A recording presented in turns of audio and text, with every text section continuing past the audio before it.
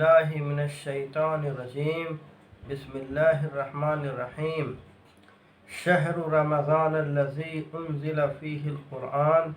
ھدی للناس وبینات من الھدی والفرقان فمن شہد منکم الشہر فلیصمہ۔ اس آیت کا ترجمہ یہ ہے کہ اللہ تعالیٰ ارشاد فرماتے ہیں کہ قرآن رمضان میں نازل ہوا اور یہ قرآن جو ہے حق اور باطل کے درمیان فیصلہ کرتا ہے، پس جو رمضان کا مہینہ پالے اس پر لازم ہے کہ وہ روزہ رکھ لے۔ تو چند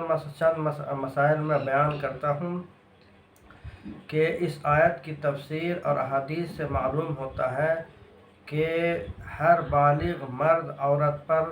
روزہ رکھنا رمضان کے مہینے میں فرض ہے، لیکن یہاں پر مسئلہ یہ ہے کہ چند لوگ ایسے ہیں جن کے بارے میں جاننا ضروری ہے کہ وہ روزہ ان کے لیے رکھنا درست ہے یا درست نہیں ہے۔ تو جو بیمار ہے، جو آدمی بیمار ہے، رمضان کے مہینے میں بیمار پڑ گیا اور تو جتنے دن وہ بیمار رہا اور روزہ رکھنے سے اس کے بیماری بڑھ جانے کا ڈر ہے تو ایسے لوگوں کو روزہ نہ رکھنا جائز ہے۔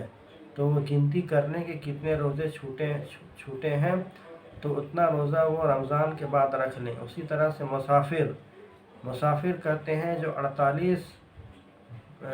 میل کے فاصلے پر جب سفر کرتا ہے تو اس پر بھی اس کو اختیار ہے کہ روزہ رکھے یا نہ رکھے۔ تو جتنے دن سفر کی حالت میں اس کے روزے چھوٹ گئے ہیں تو رمضان کے بعد اس کا روزہ رکھ لے۔ یہ تو ہوئی بات، چھوٹی موٹی اگر بیماری کسی کو ہے تو وہ اس حالت میں بھی روزہ رکھ لے، جیسے کسی کو گیس کی بیماری ہے، گیس کا پرابلم ہے، یا شوگر کی بیماری ہے، یا کوئی خاص زیادہ کوئی بڑی بیماری نہیں ہے، وہ روزہ رکھ سکتا ہے تو اس پر روزہ رکھنا لازم ہے۔ لیکن دو قسم کے لوگ ایسے ہیں جن کو روزہ نہ رکھنا جائز ہے۔ وہ پہلا نمبر یہ ہے کہ ایسا بوڑھا، ایسا ضعیف آدمی،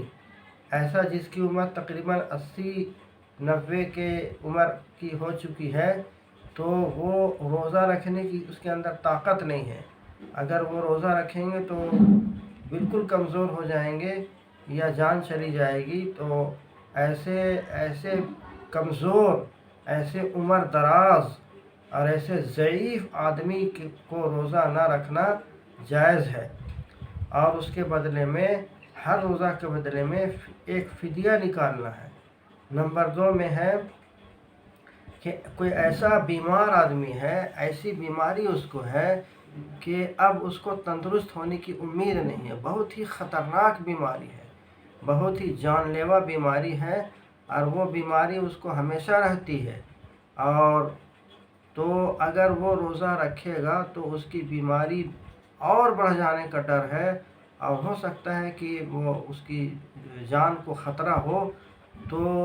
اس کو تندرست ہونے کی امید نہ ہو، ایسی بیماری ہو،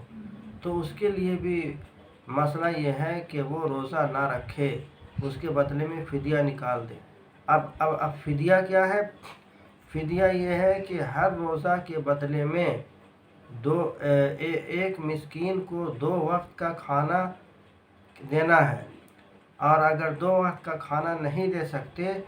تو 2 وقت کے کھانے کی جو قیمت ہے تقریباً 50 روپے ہوتے ہیں۔ صدقۃ الفطر کی جو رقم ہے وہ 50 روپے کے حساب سے ہے، اور ہر سال فطرہ کی رقم بدلتی رہتی ہے۔ پچھلے سال 40 روپے تھے، امسال ہو سکتا ہے کہ 50 روپے ہو جائیں۔ تو معلوم یہ ہوا کہ ایسا مریض جس کے تندرست ہونے کی امید نہ ہو، خطرناک بیماری ہو، تو اس کو روزہ نہ رکھنا درست ہے، اور ایسا بوڑھا آدمی جس کو روزہ رکھنے کی طاقت نہیں ہے تو یہ دونوں ہر ایک روزہ کے بدلے میں ایک فدیہ نکالیں گے، یعنی ہر روزہ کے بدلے میں 50 روپے نکالیں گے۔ تو ہر روزہ کے بدلے میں 50 روپے نکالیں گے، اسی کا نام فدیہ ہے۔ تو اتنے سے مسائل آپ سمجھ گئے ہوں گے. اب انشاءاللہ آئندہ ویڈیو میں یہ بتاؤں گا کہ کن کن وجہوں سے روزہ توڑ دینا جائز ہے، اور پھر اس کے بعد مسائل بتاؤں گا انشاءاللہ کہ کن کن وجہوں سے کن کن